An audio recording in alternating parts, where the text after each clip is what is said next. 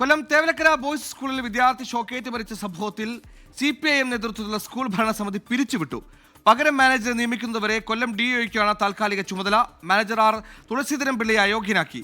മാനേജറുടെ ഭാഗത്തുനിന്ന് ഗുരുതരമായ കൃത്യവിലോപമുണ്ടായെന്ന് വിദ്യാഭ്യാസ മന്ത്രി വി ശിവൻകുട്ടി പറഞ്ഞു. പ്രതികരണത്തിൽ ശ്രീ ആർ തുളസീധരൻ പിള്ളയെ Thevalakkara girls and boys high school manager സ്ഥാനത്ത് നിന്നും അയോഗ്യനായി പ്രഖ്യാപിച്ചുകൊണ്ടും പുതിയ മാനേജർ നിയമിക്കുന്നതുവരെ സ്കൂളിൻ്റെ സുഗമമായ നടത്തിപ്പിനായി തേവലക്കര ഗേൾസ് ആൻഡ് ബോയ്സ് ഹൈസ്കൂളിൻ്റെ താൽക്കാലിക മാനേജറായി കൊല്ലം ജില്ലാ വിദ്യാഭ്യാസ ഓഫീസർക്ക് ചുമതല നൽകിക്കൊണ്ടും കൊണ്ടുള്ള തീരുമാനം ആയിട്ടുണ്ട്.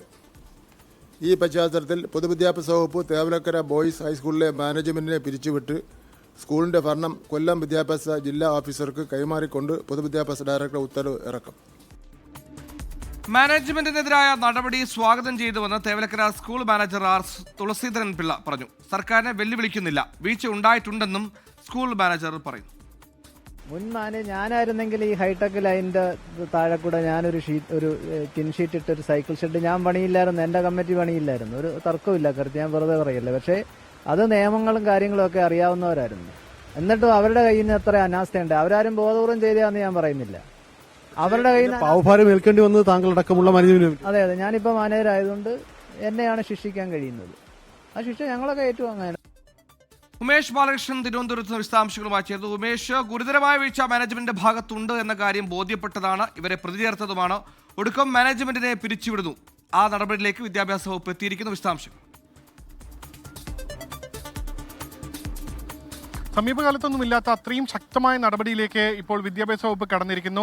തേവലക്കര സ്കൂളിന്റെ മാനേജ്മെന്റിനെ പൂർണ്ണമായി പിരിച്ചുവിട്ടിരിക്കുന്നു. മാനേജർ ആർ തുളസീധരൻ പിള്ളയെ അയോഗ്യനാക്കിക്കൊണ്ടായിരുന്നു ഇപ്പോൾ വിദ്യാഭ്യാസ വകുപ്പ് തീരുമാനമെടുത്തിരിക്കുന്നത്. ഇതിന് പകരമായി സ്കൂളിന്റെ നടത്തിപ്പ് ചുമതല ഇപ്പോൾ കൊല്ലം വിദ്യാഭ്യാസ ഓഫീസർക്ക് നൽകിയിരിക്കുന്നു. വിദ്യാഭ്യാസ ഓഫീസറിന് കാലാവധി നിശ്ചയിച്ചിട്ടില്ല. എപ്പോഴാണോ പുതിയ മാനേജ്മെന്റ് പുനഃസംഘടിപ്പിച്ച് സർക്കാരിന് അപേക്ഷ നൽകുന്നത്, ആ അപേക്ഷ പരിഗണിച്ച് ശേഷം മാത്രം പരിഗണിച്ച് അത് അംഗീകരിക്കുന്നതുവരെയും കൊല്ലം വിദ്യാഭ്യാസ വകുപ്പ് ഓഫീസറായിരിക്കും ഇതിന്റെ ചുമതല ഉണ്ടാവുക. DIO കാലാവധി നിശ്ചയിച്ചിട്ടുള്ള ഇത്തരത്തിൽ അതിശക്തമായ നടപടി സർക്കാർ എടുത്തിരിക്കുന്നു. എന്തായാലും ഈ വിഷയത്തിൽ സ്കൂൾ മാനേജ്മെന്റ് ഭാഗത്തു നിന്ന് വലിയ വീഴ്ചയുണ്ടായിട്ടുണ്ട് എന്നാണ് പൊതുവിദ്യാഭ്യാസ വകുപ്പ് ഡയറക്ടറുടെ അന്വേഷണത്തിന്റെ പ്രാഥമികമായി തന്നെ കണ്ടെത്തിയിരുന്നത്. അതിനുശേഷം ഈ അയോഗ്യനാക്കുന്നതിന് എന്തെങ്കിലും രീതിയിൽ കാരണം കാണിക്കാനുണ്ടോ എന്ന് ചോദിച്ചുള്ള കാരണം കാണിക്കൽ നോട്ടീസിനെ നൽകിയിരിക്കുന്ന മറുപടി തങ്ങളുടെ ഭാഗത്ത് നിന്ന് ഒരു വീഴ്ചയും ഉണ്ടായിട്ടില്ല, നിയമപരമായ ഒരു അനാസ്ഥയും ഉണ്ടായിട്ടില്ല എന്നുള്ളതാണ്. ആ വിശദീകരണം പൂർണ്ണമായി തള്ളിക്കൊണ്ടാണ് വിദ്യാഭ്യാസ വകുപ്പിന്റെ തീരുമാനം. എന്തായാലും ഇതിന്റെ മരണം നമ്മൾ ഓരോരുത്തരുടെയും മനസാക്ഷിയെ തന്നെ നടുക്കിയ വിഷയമാണ്. ആ വിഷയത്തിൽ ശക്തമായ നടപടിയെടുത്ത് മാനേജ്മെന്റിനെ പിരിച്ചുവിടും എന്ന് പറയുമ്പോഴും CPM നേതൃത്വത്തിലുള്ള ഭരണസമിതിയാണ്. അവർ ഈ പറയുന്ന അച്ചടക്ക നടപടി സ്വീകരിക്കുന്നു അല്ലെങ്കിൽ അതിന് വഴങ്ങുന്നു എന്ന് പറയുമ്പോഴും മാനേജറുടെ പ്രതികരണമുണ്ട്. തങ്ങൾക്കിതിൽ ഉത്തരവാദിത്തമില്ല, പഴയ മാനേജർ അടക്കം പഴി ചാരുന്നുണ്ട്, എല്ലാവരും ഒന്നിച്ചാണ് പ്രവർത്തിച്ചതെങ്കിലും.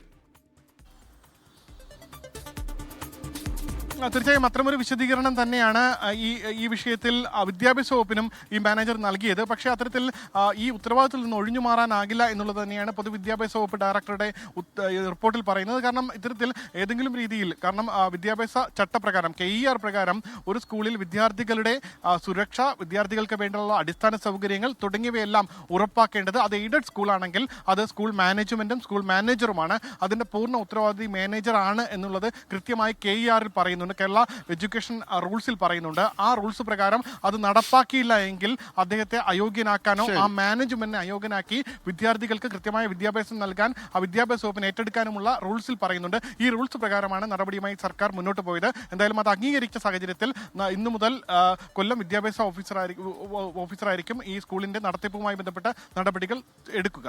സുഹേൽ, ശരി, കടുത്ത നടപടിയാണ്, ഗുരുതരമായ അനാസ്ഥയാണ്. 8 വർഷമൊക്കെയാണ് അങ്ങനെ ആ ലൈൻ സ്കൂളിന്റെ മുറ്റത്തൂടെ പോയത്. ഒടുക്കം ഇതിനൊന്നൊരു പാവത്തിന് ജീവൻ നഷ്ടപ്പെടേണ്ടി വന്നു. അവിടെ ഒരു മാറ്റമുണ്ടാകാൻ എന്തായാലും കടുത്ത നടപടി.